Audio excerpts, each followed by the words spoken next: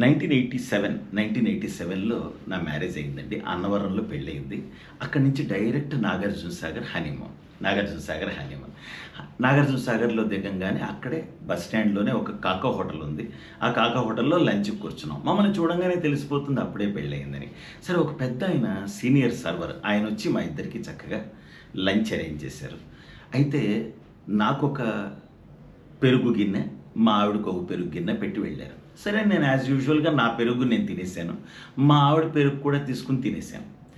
ఆయన మళ్ళీ వచ్చి చూసేటప్పటికి మా ఆవిడ దగ్గర పెరుగు లేదు. సరే మరో మరో పెరుగు తీసుకొని మా ఆవిడ ప్లేట్ దగ్గర మరో పెరుగు గిన్నె పెట్టారు. అది కూడా నేనే తీసేసుకుంటుంటే, "బాబు అమ్మాయిని తిననివ్వండి బాబు, అమ్మాయిని తిననివ్వండి" అన్నాడాయన. "సార్ గురువుగారు అక్కడ పాలు, పెరుగు అలాంటివేం తినదండి. అందుకనే నేను తింటున్నాను. అవేం పడవక్కడ. అంత శాడిస్ట్‌ని కాదు నేను. తర్వాత ఐస్ క్రీమ్ ఇద్దురు గాని" అన్నాను.